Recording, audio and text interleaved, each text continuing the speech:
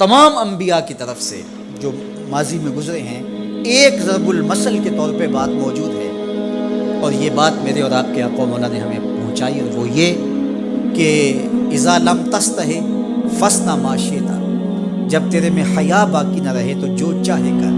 چونکہ حیا مانے ہوگا نا یہ بڑا ہے، حیا مانے ہوگا کہ یہ ماں ہے اور یہ بات میں نے نہیں کہنی، حیا روکے گا کہ یہ باپ ہے اس کے سامنے یہ کام نہیں کرنا، حیا روکے گا کہ یہ میرے رسول صلی اللہ علیہ وسلم کی طرف سے ممانعت ہے اور میں حضور علیہ السلام کا سامنا کل قیامت کے دن کرنا ہے.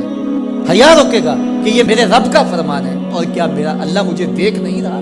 حیا ہے تو گناہوں سے خود بخود روکو گے، کوئی کیمرہ نہیں تو پھر بھی رک جاؤ گے، کوئی سیکورٹی نہیں تو پھر بھی رک جاؤ گے، کوئی واچ نہیں کر رہا پھر بھی رکو گے، بند کمرے میں بھی رکو گے، اپنے رب سے حیا کرو. لیکن اگر رب سے حیا نہیں ہوگا، اس کے رسول سے حیا نہیں ہوگا، تو پھر جو مرضی کرو.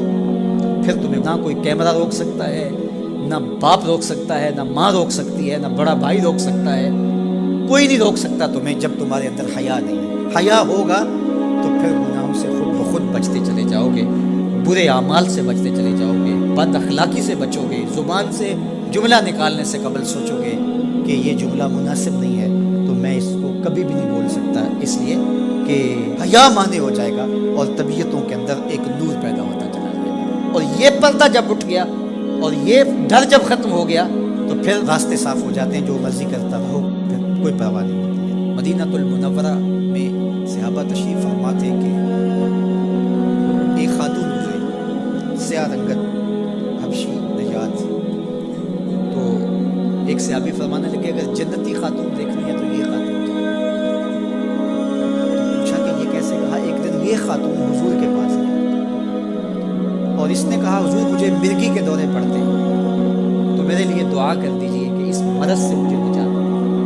تو آقا کریم علیہ السلام نے فرمایا اگر تم کہو تو میں دعا کر دیتا ہوں اور یہ دورے تمہیں نہیں پڑیں گے، اور اگر تم ان پہ صبر کر لو تو میں تمہیں جنت کا وعدہ دوں.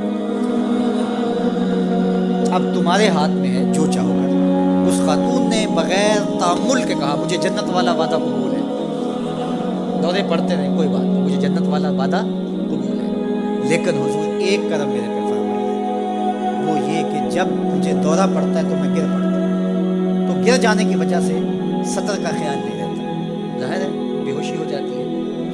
تو میرے پہ یہ کرم فرمائیے، دعا کیجئے جب میں گروں تو اللہ میرے سطر کی حفاظت کرے. تو حضور نے یہ دعا کی. اب وہ گرتی تھی لیکن اس کا سطر نہیں کھلتا تھا. اللہ اکبر. تو اس کو کتنا خیال تھا اپنے پردے کا، کتنا خیال تھا اپنے سطر کا. یہ جمال ہے عورت کا. عورت مستور ہے، عورت کو عورت کہا جاتا ہے، مستور سطر سے ہے، یہ پردے کی چیز ہے. اور اللہ جل شانہ نے اوڑھنیاں اوڑھ کر کے رکھنے کی خواتین کو تلقین کی. آج جدید مفکرین تو عورت کے ساتھ مصافحہ کے راستے میں نکال رہے ہیں. وہ کسی نے کہا تھا یہ عورت کی آزادی نہیں ہے، یہ عورت تک پہنچنے کے لیے مرد آزادی چاہتے ہیں.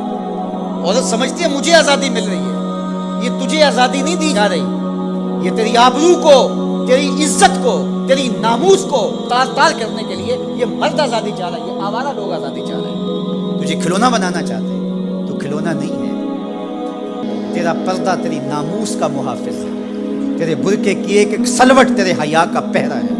آج مغرب مختلف ذرائع سے ہم سے یہ جوہر چھیننا چاہتا ہے.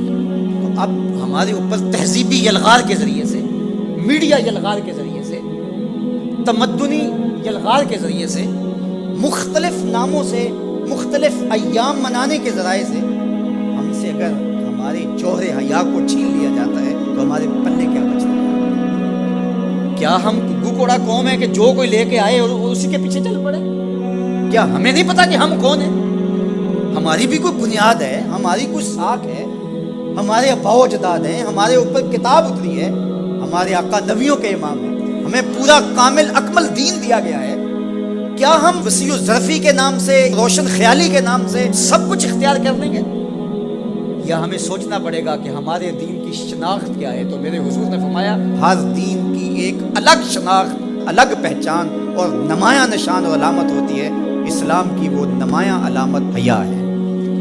اگر حیا ہے تو دین ہے، اگر حیا نہیں ہے تو دین نہیں ہے تو اللہ ہمیں حیا کے نور سے مالا مال کرے، ہماری نسل نو کی بالخصوص حفاظت کرے، ہماری بیٹیوں بہنوں اور مستورات اسلام بناتے دین کی اللہ خاص طور پہ حفاظت فرمائے، آنکھوں میں شرم اور حیا کے نور کو پیدا کرے اور ہمارے باطن بھی حیا کے نور سے مالا مال